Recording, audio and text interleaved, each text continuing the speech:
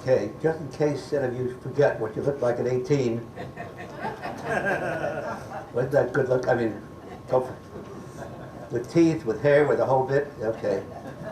And of course, this was the first very important medal that I got when I was a trainee at Camp Croft in South Carolina, just before being shipped overseas. So this is Bob Levine at 18. Thank you, Bill. Next. Okay. 90th Infantry Division, a very, very active division.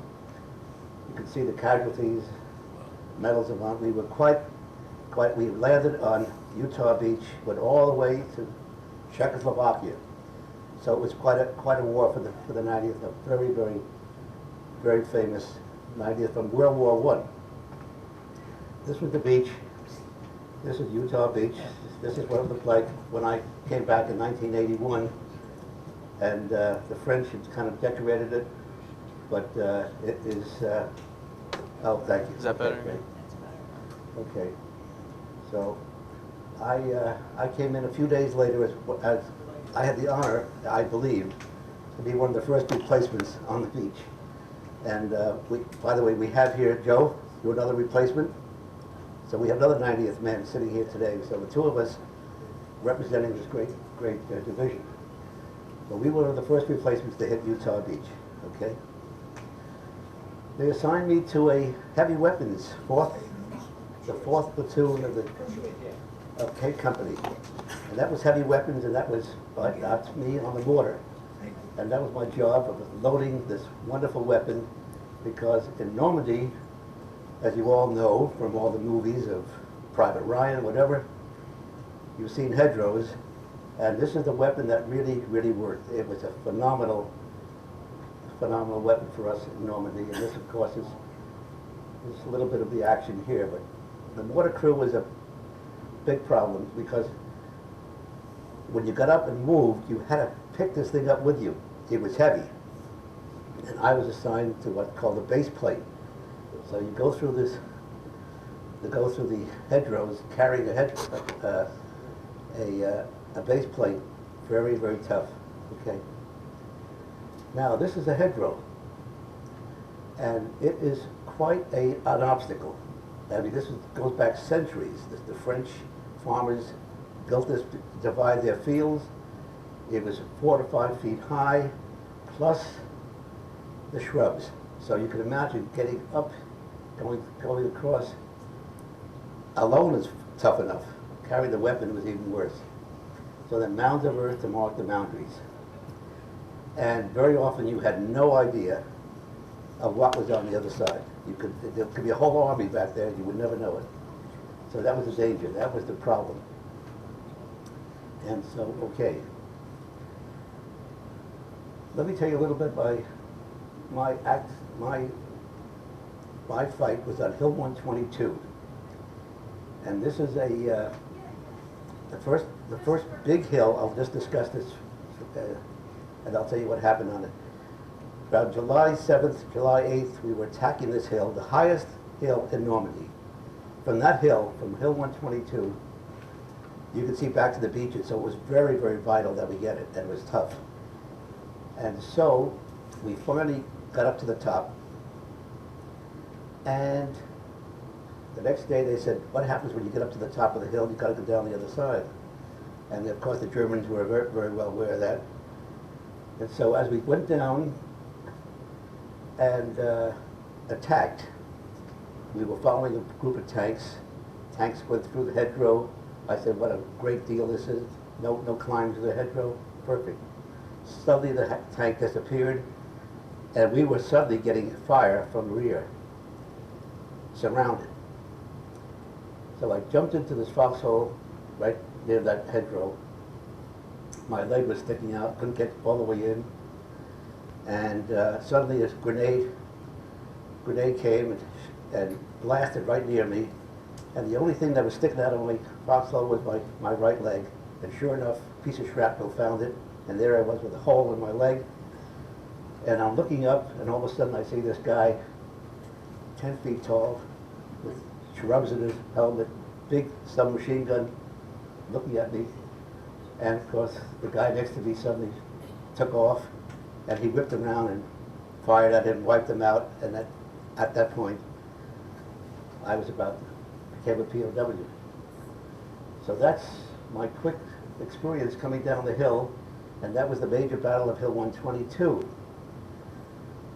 And this was, of course, with the insignia on this guy's helmet, on his uniform. Very, very scary. But they were an elite group, paratroopers. The uniform was blue. It was him. I later found out that it was a Ham and Goering special group. And they were pros, which was a very, very fortunate thing for us because the pros were not the SS. The pros took you as a prisoner. The SS would have wiped us out. Okay. And so the next day, they marched us back behind the lines, and we spent the night with the Germans. And here I am with this hole in my leg, and I'm getting my little first aid kit out, wrapping myself up, and I'm one of the walking wounded all of a sudden. And the next day they put us out on the road to march us back. And as you get on the dirt road, of course the dirt starts to come up, the dust, and my very, very accurate 90th Field Artillery guys spotted this, and sure enough laid down a barrage on top of us. And here I am, I'm hit again, second time, same leg. And because they thought we were Germans, but here we go, okay. So this is what I look like. I'm walking along with my buddy Mike, standing alongside of me. This guy was my buddy all the way through. We shared in the infantry. One man carries a shovel, the other guy carries a little pick. So between the two of us, we could dig foxholes together. And it was, you bond very, very quickly. It was really a very interesting friendship kind of experience. And this is Mike, buddy Mike. And as this shell hits, the two of us go flying. And unfortunately, Mike came down and he didn't make it. I came down and I have a badly mangled leg. And suddenly I'm lying there, and I really believe that if he hadn't been helping me, he was standing right alongside. He took the brunt of the blast, and I got the leg. So go figure it out. Talk about inches. Talk about luck. That's all it was. So that's what happened to my colleague. And only in 1996, when I went back, just forward, we went back to Omaha Beach, to the cemetery, and there was his grave. I found his grave in Omaha Beach. So that's how that circle closed. And we did meet again in 96. Okay, thank you. I was taken by the Germans to this little farmhouse nearby, first aid station, little more than first aid station. I was put down on this sidewalk. Now this was the first sidewalk I had seen since leaving the Bronx, believe it or not. So I remembered it very, very, very clearly. I was on a stretcher. I felt this. I said, how about that? And here in the middle of Normandy, I'm there with a whole bunch of other German wounded. They take me inside, and this is the room here, is the kitchen. And I was taken inside and put on, okay? You see what, okay. Okay. Taken inside, put on the kitchen table, and this doctor came over to me. I finally found out who he was. He looked at my dog tags. He wanted to know what the H on my dog tag was. You don't tell Germans what H is on your dog tag, because we know that it was for Hebrew. Hebrew, for those who don't know.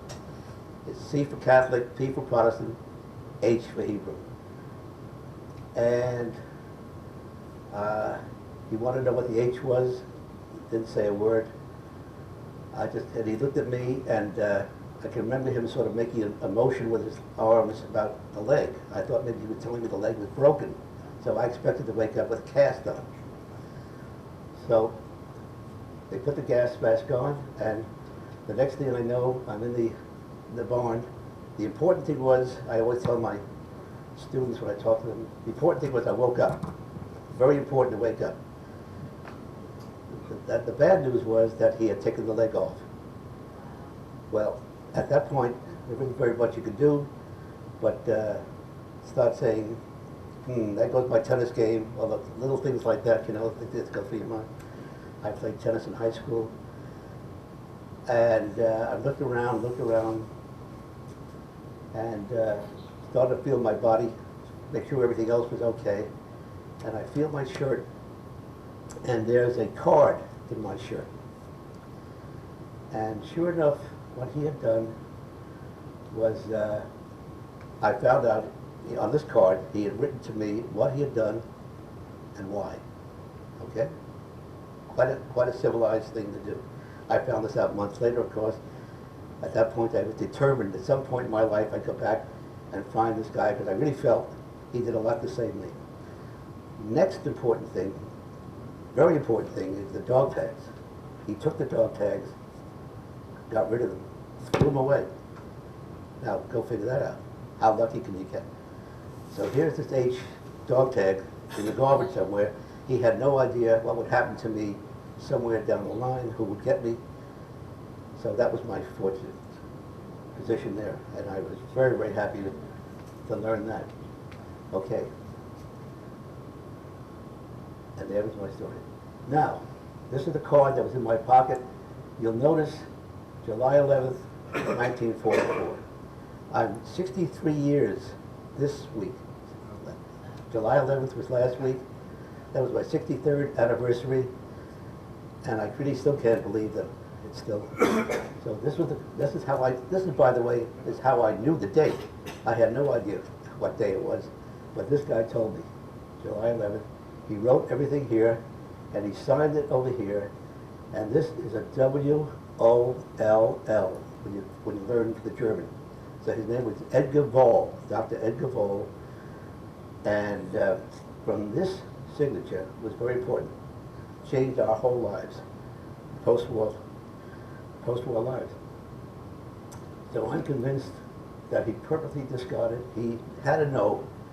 I thought perhaps he was asking for, when he asked about the age, he may have looking for a blood type. I'm not sure, but evidently he did know what that age was. And from this information over here, Hauptverbandplatz, I mean, this was the hospital, the number, the dates. From this information, we were able to much later on, do some checking back and find who he was and where he was. Okay. I was then shipped to a local, not a local, but a hospital in Rennes, Brittany, which was quite, how the Germans did this, I still can't, we've driven this ourselves. It's a long, long trip from Normandy to Brittany and to Rennes. And it was an old high school, or private school, that was turned into a hospital for the POWs. And this was my fever chart. Every man on his bed had a fever chart. And it said, amputation pied droit, right foot. This was the name of my nurse, Giselle Gouznien, and she was from Brest, which we finally were able to locate her. And the P's, all these little P's, for the month or so I was there, meant a new dressing, a clean, well, when you take a dressing off an amputation that is a guillotine operation, it was just a raw end.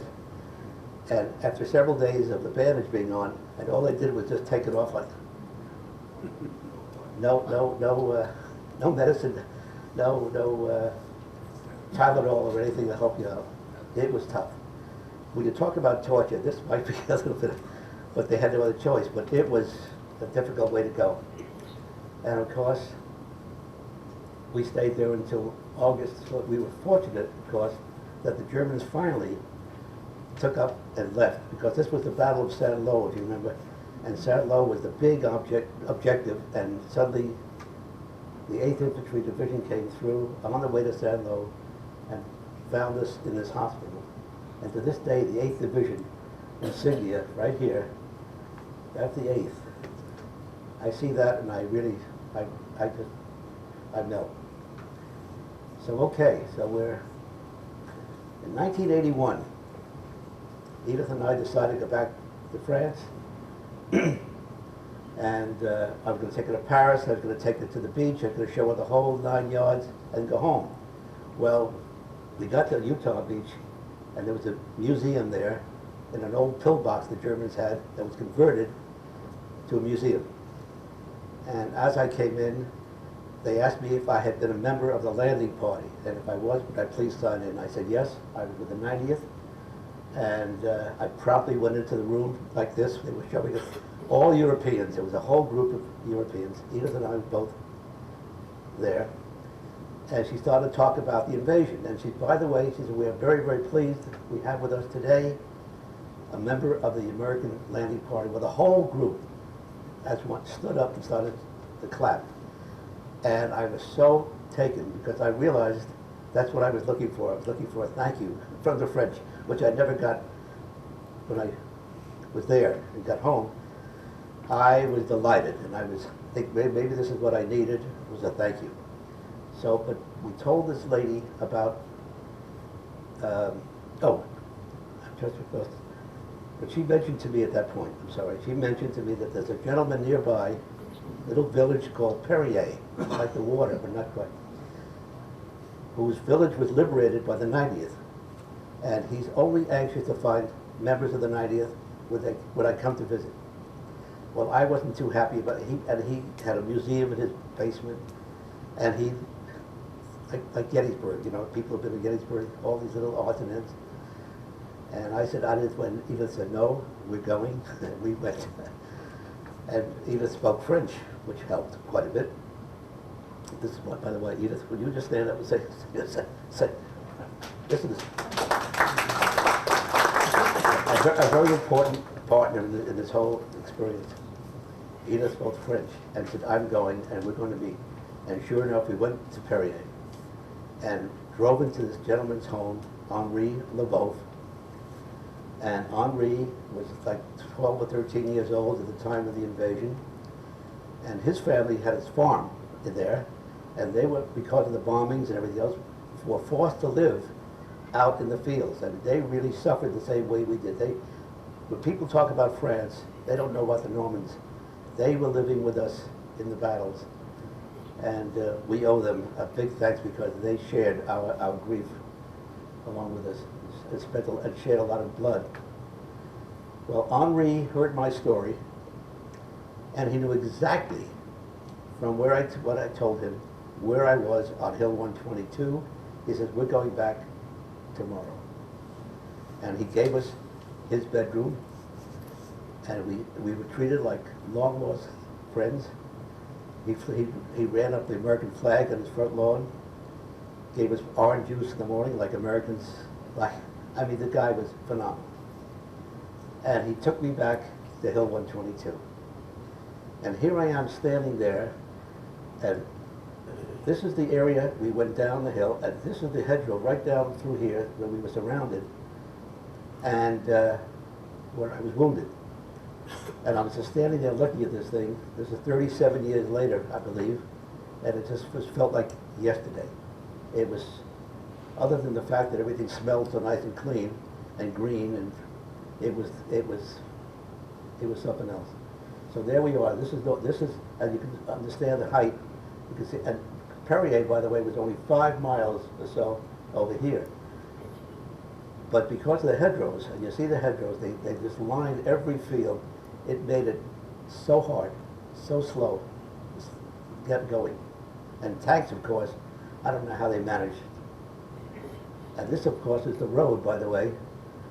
Back here, the Germans had walked this, and this is the road that I was on when we were shelled from our troop over here.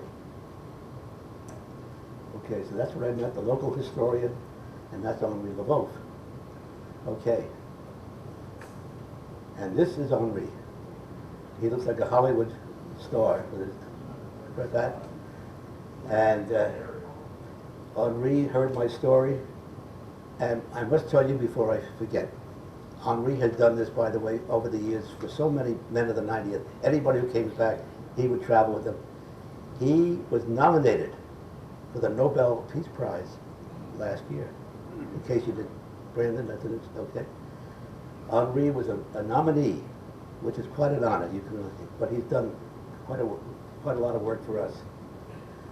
And he knew a German paratrooper who would come back to visit like we did, Heinz Bonkowski from Germany, from Dortmund, Germany. Heinz came to his home, and Henri did the same thing with Heinz. So when I told him about this note, Henri said, I have somebody, and you send me the note, and we'll work on that. So sure enough, when I got home, okay, let's see what happened. And this is Heinz, okay? And he was for the same paratroops that caught me. He was captured by the 90th and spent 2 years right here in Camp Dix. Camp Dix. Fort Dix. That's Fort Dix. Heinz, and he learned English beautifully. He spoke beautifully, and he only wanted to help an American soldier. And he found out when the doctor, he located the doctor's family from that note. And the doctor, unfortunately, had passed away in 1954, which was really sad. But when the family found out that there was an American soldier, a Jewish American soldier, looking for their husband, grandfather, or father, they wanted us to come out and visit. So, okay, we did. And then next year, Edith and I met with Henri and his wife Jeanette, who we didn't know, really. To go 2 weeks in a car together. I had never done that with my family. So here I am going to go 2 weeks with this guy, Henri, and we did it. And we ended up visiting the doctor's family, and then in the same area was this Dr. Gnus, G-N-U-S-E. Dr. Gnus was the assistant to Dr. Voll. And we were convinced that Dr. Gnus would remember me. So my friend Heinz got in the car with us, and we drove to visit Dr. Gnus. And of course we had a very interesting time with him. And I was sitting there very, very perplexed what to say. The doctor was very stiff. He was a real old Prussian. And finally I got the idea that, hey, maybe he'll have to, I had a post-operative checkup, and he got a big kick out of that, and broke the ice, and we had schnapps together, and the whole party started. And that was great. It worked out great. But but by the way, he didn't remember me, so I don't know. Do we have? Okay, what? Yeah, okay. He took me back into his office, yeah, and made a real checkup. He took my leg, took it off. He said, okay, hey, sounds good. Good. I said, okay, we had it. And that was it. But it was cute. He really was, he fell into the whole party thing. And, okay.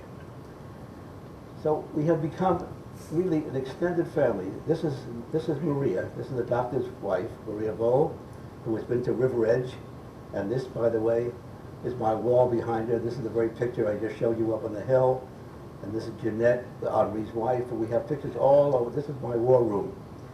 And, but the family has been amazing. They come to visit us. We've been back to visit them. It's a war story that sort of defies the normal war story. It's a real family on family. And I always say, if we all knew each other beforehand, would we ever go to war against each other? I don't think so. This is a wonderful family. They're all doctors, lawyers, Indian chiefs. They come here, they only want to go to the opera. I mean, they're really a lovely. The doctor's granddaughter, Cornelia, some years ago, wanted to study English and came to Fairleigh Dickinson up here in New Jersey and lived with us in River Edge for a month in our home. And we became like grandparents. I mean, just phenomenal. So that's the kind of, experience we've had. And recently, they've been coming. His daughter was here a couple of weeks ago. We had dinner together. I'm sitting in New York City in this restaurant with this beautiful gal, Gabriella, was his doctor's daughter, and I just would love to tell everybody coming down the street, do you know who this lady is? Do you know? I really feel so up about this relationship. It's so unusual. And this, of course, was us when we looked a little younger. Okay. And of course, this is George Patton. We all know George Patton. The 90th got all kinds of awards and things of that nature. We go on and on. We've got I think we could brand it. Everywhere we went, they would give us a little thing, souvenir and thank yous from everywhere we went. This was, of course, the town near the beach, from Utah Beach. But we've gotten many. I just don't want to go through all of the thank yous. This is the mayor of Perrier. We went up to see the mayor. He kissed me on both cheeks. One of those things, you know, and. They are prepared to thank us, and the French have been phenomenal for us. Normandy in particular, people of Perrier, we go back and forth. We are very, very close. And it's just an unusual, unique experience for us, and I'm just very delighted to be able to share this with people.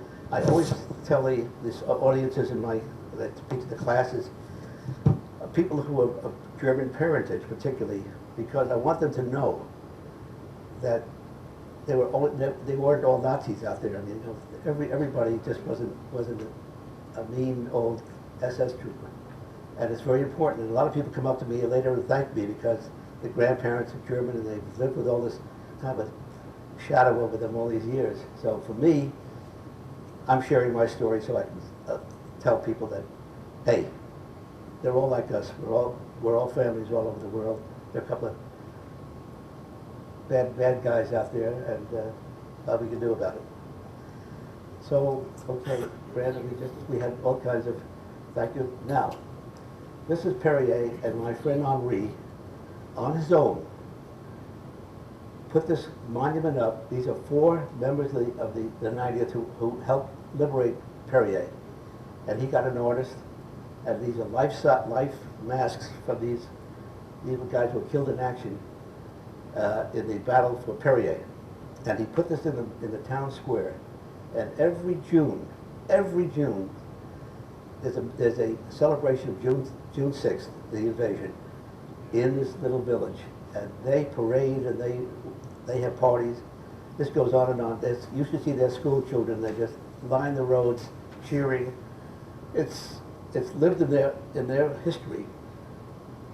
A real history for them, and I wish our kids and our people over here would appreciate just what we did, the way they appreciate what we did over there. And we don't always get that kind of acclaim over here. Yes, in the town square, to the memory of the men of the 90th Division who died for the liberation of Perrier, July 27th, 1944. Now you must remember, July 11th was the day I was 10th and 11th when we were at Hill 122. 16 days it took us to go 5 miles. The 27th from July 11th, 16 days. So you realize why it's such a slow trip through Normandy. It was murder, literally murder. And of course here are, next to us, are the civilians who were killed by the bombings. And this name here, Blondel, we become very friendly with their family. There's an uncle of them that have been killed in the bombings of Perrier. So this whole little thing is living in their town. They are aware of us forever. The 90th. This is the 90th memorial. Okay. We had an interesting experience on a subsequent visit. We were in the area of the south of France, and we were looking for a place to park in one of these little towns, and there was no place to park. So Edith, knowing there was a banner across the road, said there's a reunion of the resistance for the friends of the resistance and he decided we'd be friends. And we stopped off, and she knocked on the door. And they were just in a room like this, ready to sit down, she walked in, and she told them who we were and what we were happening. They stopped the whole meeting. Guy came out, found a place for us to park, and we spent the weekend with the resistance in Dome. Dome is in the south of France. They had never seen, believe it or not, an American soldier. This was not the area that they were in. This was all the resistance groups, and the Nazis were down there. Well, they wouldn't let us alone, and they just really kept us there for the weekend. Had a wonderful time, made us be an honorary member of their regiment, which was a Soleil, S for Soleil. Okay, and they had, and all of a sudden I'm a member of the resistance. And that's another amazing experience. And we've had some great times with them. So, okay. Now, in 2004, I went back for the 60th anniversary of D-Day. I had my wife, my 2 daughters, my grandson, and my son-in-law. And as a family, we all went back and we found my colleague's grave. And I can't tell you the emotional impact of that, because I absolutely stood there as if it were mine. We were that close. Why him, not me, who knows? But that was here I am with my family 60 years later, with a whole life behind me, and this poor guy never made it. So that was my it's one of those moments that you just can't imagine the impact. Okay. And here we are today, a loving couple, 57 years coming up on marriage. Wonderful, wonderful time. How lucky I was, and you can imagine just what an incredible experience this whole thing has been. And I'd love to take some questions from the group. And I have to acknowledge, by the way, a new friend Joe here, who was in my regiment, 358. He was in a different company, but that's pretty close, you gotta admit. 358 and I'm 358. I'm K Company, she B Company. But we were there together. And POW also. Right, there you go. So here you go, right in Philadelphia you have another special guy right here. So I'd love to ask anybody questions. What happened, where, when? We're going to do as we always have done. We'll start from the left here, take one question, and we don't want these that are strung out into the bibliography, and then we'll have one over here. First question over here. Okay. The photograph of you beside Mike, Yeah. how do you happen to have such a picture? I was with my family. My children were with me. And that picture you mean, on the road? That was just an archive picture from somebody. The guy who put this thing together for me found somebody walking with somebody, but that wasn't, no, I'm sorry. I should have made a note of that. Thanks. Over here. Question over here. But it's a good question. I should remember that in the future. Just out of curiosity, you said they threw your dog tags away. How did you prove who you were? You know, nobody ever, well, I was only there, actually, July and August. By the end of August, I was liberated. So when I was in the hospital, I was assumed to be an American, assumed to be a POW, so I had no problem. But I think if I had gone to a Stalag, like you took, I would have had a problem with it, because there was no other ID. We had no other ID. So that's true. But I had heard, though, there are a lot of guys who did throw their dog tags away. So, that was kind of crazy, it's not a good idea. But, yeah. Okay. Question over here. Here you are, sir. Were there other Americans wounded in the hospital? Oh yes, this the was German hospital. Oh yeah, I was Oh, in the POW hospital. in the POW. Yeah, quite a few, yeah. But we were mixed. They were French, English, Russians, all kinds, yeah. It was just a general an allied group, yeah. But quite a few Americans, yeah. As a matter of fact, I must tell you a little coincidence. I went to a 90th reunion some years ago, and I'm sitting next to a guy, and he's from New Jersey and was wounded. He was a POW, and it ends up that he was in the same Wren hospital that I was. I mean, and it's a very unusual because it was way off the beaten track. Turns out, not only was he in the same hospital, he was in the same room with me.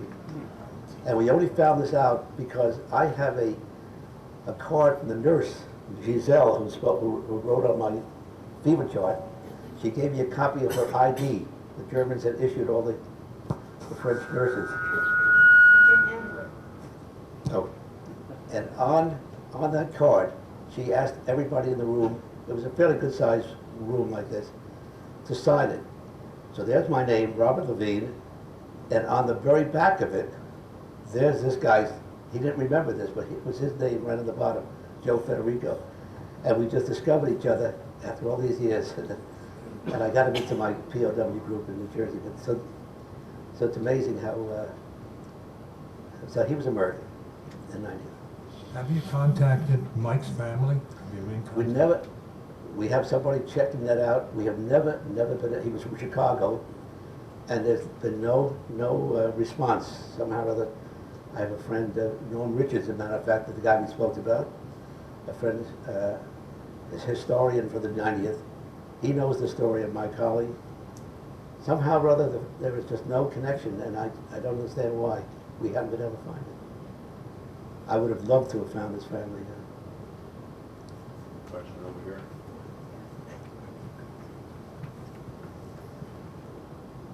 Did you have one, Sam? Over here. When you met with the resistance fighters, did you find out what they really did? Yes, Did they we did. help a lot? Yes, the story of the resistance fighters is real, and it all depends on who you talk to. But when you go down to the south of France and you meet the guys and you find out where they were and what happened to those who were captured by the Germans, it's a horrible story. And they did a lot of big work for us. They helped us considerably. So, but the problem was with the resistance, it was a big mixed group. There were a lot of labor or communist groups involved, people from Spain. They were immigrants coming in from Franco who had fought. We met some guys who had fought Franco, against Franco, and so there was a lot of problems among themselves, so you never know. But they did a hell of a lot of damage and a lot of work. They're real, when you say resistance, they were resistance. Okay. This side over here. Here you are, sir.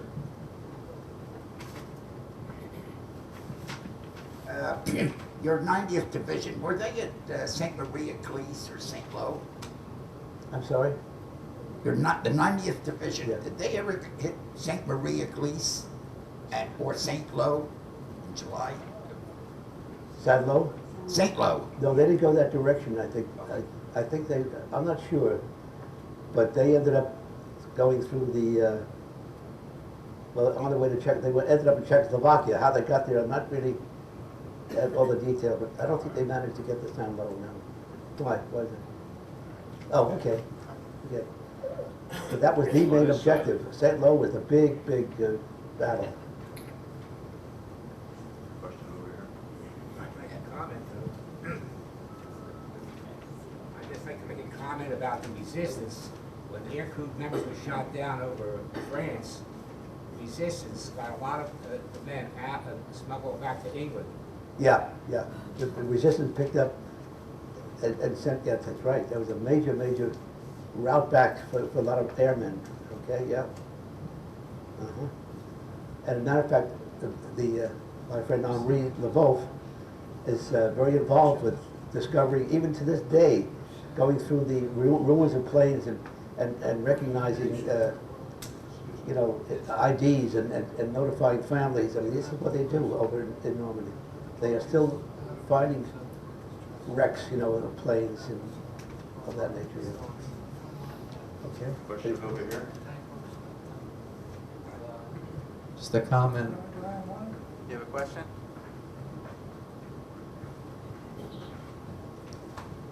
I'd just like to know who the guy is with that good-looking young girl up there.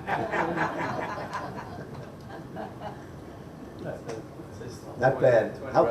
How lucky can you get, really? Okay. Okay. Edith, get up and take a bow, dear. You're a big part of my story.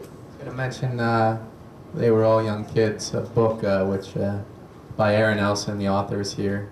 He very familiar with our program. He helps out with our program a tremendous amount. The book is available online. It's called They Were All Young Kids. It's about the battle Hill 122, and the unit that Aaron's father was in, Maurice Elson, the 712th Tank Battalion, which was also on Hill 122. And also the CD is available for sale, only for donation to the lecture series. He has an audio CD of Bob Levine called Cannon Fodder. All right. Any other questions? One more. Who supplied your new leg? The VA.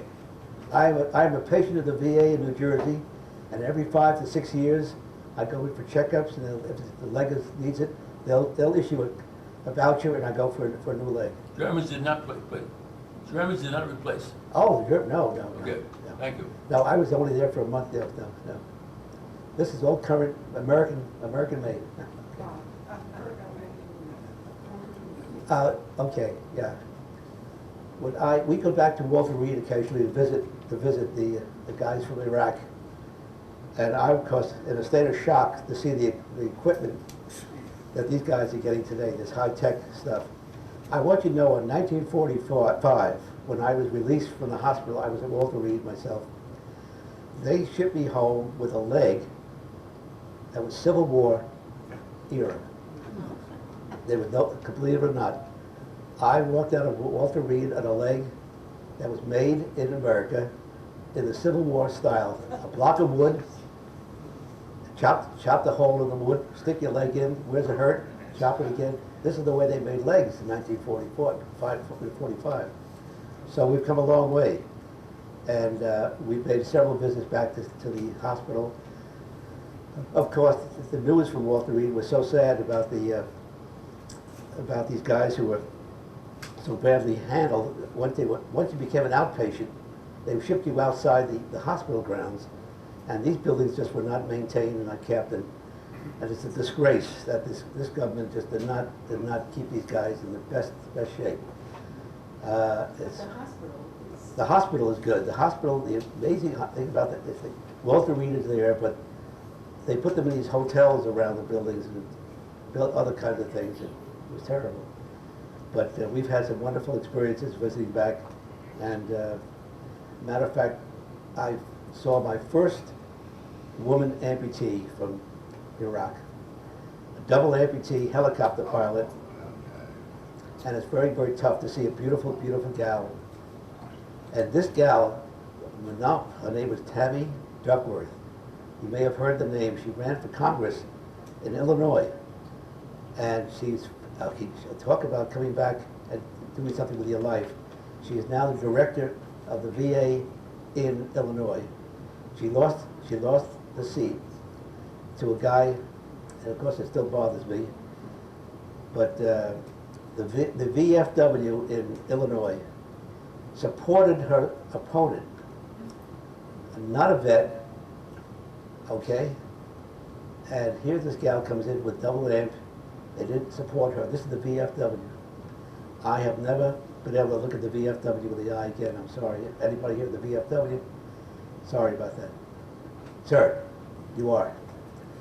Illinois should be written off the map because can you imagine doing that to a terrible. So, but Tammy Duckworth is a great example of rehab. because I met her, as a matter of fact, in the rehab section. I came up to her and she was telling me that that night, she was going to have her first shower. And I said, to this day, Tabby, I can remember my first shower. This is one of those traumas that you go through, and only amputees can appreciate when they talk to each other. So we had a very special, and then I told her about my leg from the Civil War. And she was on NPR one time, and somebody heard her mentioning that she had met somebody from World War II who came out of Walter Reed with a Civil War leg. When you realize, like you talked about the planes, about our airplanes today are a little different, our legs are a little different today. So we've done very, very well. And so, any other? Well, make sure you thank Bob and his wife Edith.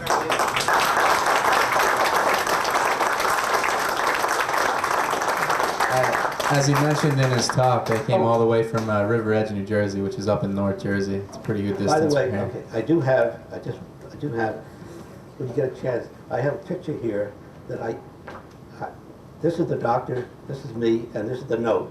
I gave this to the widow. Then we had it framed in about 1982. The original note, this is the original note. It's hanging in Germany at this point, but this is us, and this is the story right here. So if anybody wants to take a look at this, and of course here is the date, and then of course here is a note, just to read it.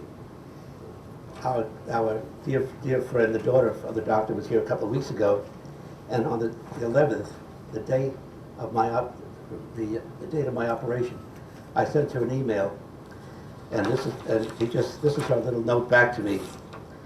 Dear friends, one of the most important things in our life is our friendship. The war was terrible, but our friendship, one of the most important things of our life, is here. And she mentions that this is all they talk about, is how we've come together. And thank you for your mail, your destiny, and your story is unique. So this is Gabriella and the doctor's daughter. So here today, I find this to be so amazing. We're still involved. Okay, thank you.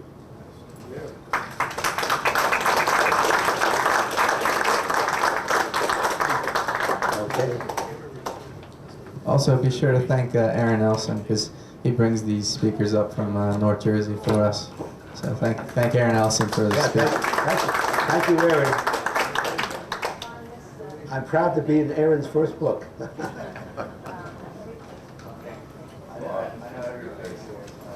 Thank you.